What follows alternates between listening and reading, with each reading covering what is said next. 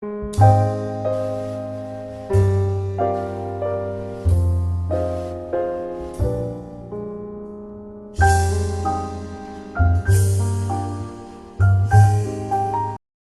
morning sa inyong lahat! Early bird ako ngayon kasi magsisimba kami. So, Sunday ngayon. Okay, pero bago ko pa man ayusin yung face ko, magkakaroon muna ako ng review dito sa Nichido True Colors Liquid Foundation. Yung packaging nito, okay naman siya para sa akin. Simple lang, may small details. Sa likod niya, nakalagay yung mga product information nito. Tsaka yung bottle niya, yung lagayan, babasagin. Tapos may mga small details din siya. Very simple. Tapos, pump tube siya. Na super okay. Kasi makokontrol mo yung amount ng product na lalabas. Tapos, sa pump pa niya, meron pa siyang lock. So, ganito siya. Yan. Yan, nag-click-click siya. So, okay na okay siya for traveling. Kahit na ilagay mo siya sa bag mo, kaya sa makeup pouch mo, hindi talaga siya magiging messy kasi nakalock yung pump niya. Pero bago ko pa man i-apply, babasahin ko muna yung nakalagay dito sa may product information. Sabi niya kasi dito, water-based, smooth liquid, a perfect match to your skin, provides a natural satin finish, gives skin an even tone without accentuating imperfections. So, okay, makikita natin kung totoo yung sinasabi niya pag na-apply na natin sa skin. Lagyan ko muna pala ng moisturizer yung face ko. So, yun lang ang nakalagay.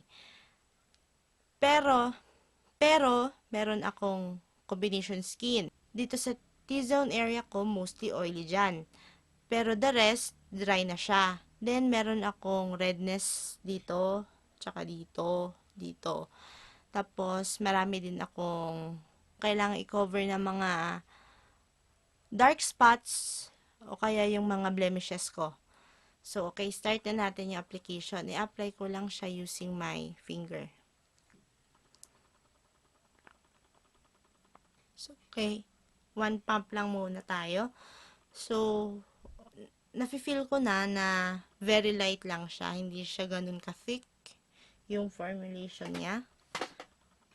Okay lang to para sa akin. Gusto ko yung ganitong texture na light lang. Yung magaan lang siya. Ayaw ko kasi nung super thick na feeling ko talaga naka-foundation ako. Lalagay ko muna tong clip.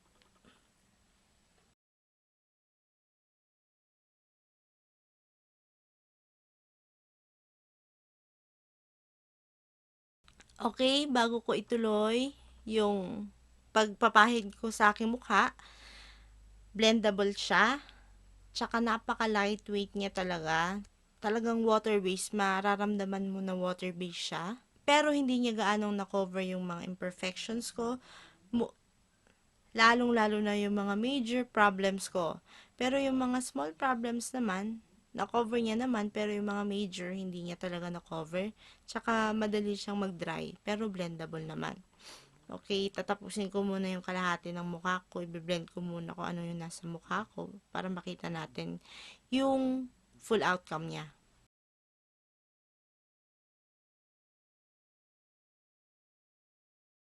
Okay, so ito na siya. Na-even niya naman yung skin tone ko, pero yun nga lang, hindi niya talaga as in na-cover yung imperfections ko. Feeling ko parang hindi ko na kailangang gumamit ng powder, pero parang hindi ako komportable, hindi pa ako ganun kakampante sa product na ito. Kanina, nung magme-makeup na sana ako, nakita ko sa kamay ko, meron pa palang foundation na natitira. So, in-apply ko siya sa face ko. So, parang may second coating itong face ko.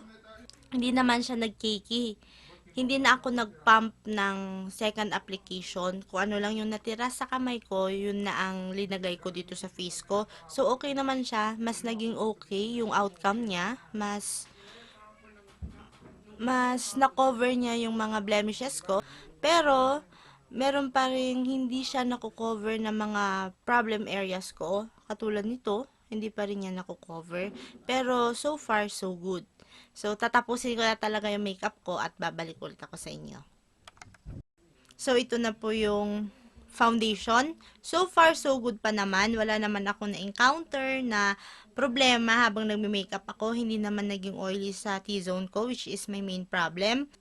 Tsaka hindi naman siya nagkiki. Pero pala, naglagay ako ng final powder. So, babalik ako mamaya for an update. Ang oras na ngayon is 8:26. Yan, 2026. Update ko lang po kayo. 4 hours and 30 minutes na po ang lumipas. Nung in-apply ko po yung foundation, that was around 8:30 ng umaga. Then, ngayon po ay 1:03 na. So, 1 o'clock. So, almost 4 hours and 30 minutes na ang nakakalipas. So, ganito na siya. So, ito siya. Yan siya. Hindi pa ako nagre-retouch ng any powder o kaya any blotting sheets. Hindi pa ako gumagamit.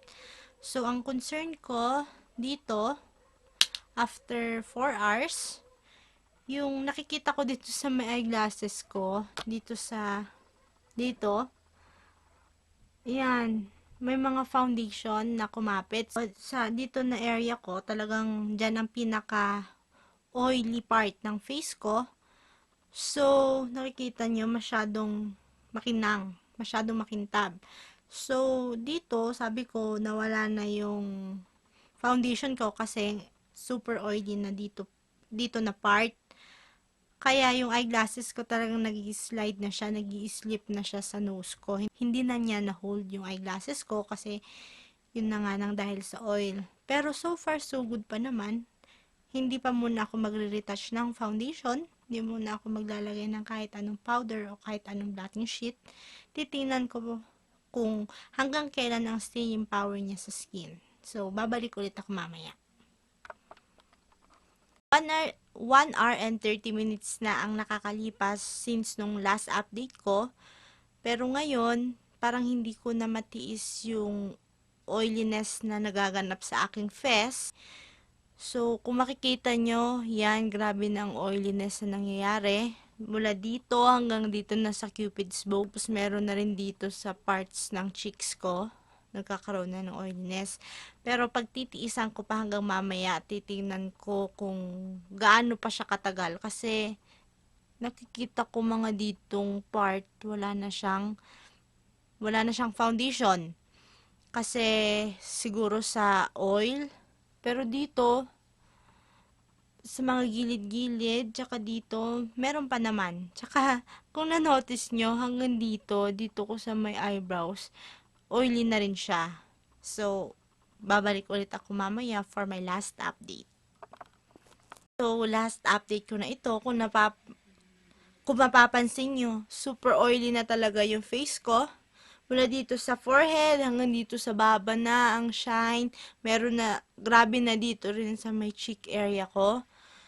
So, mostly pag ganito na talaga yung face ko, kahit kagagaling ko pa lang sa town, at kauuwi ko dito sa bahay, tinatanggal ko na talaga yung makeup ko kasi parang nai-irritate na siya.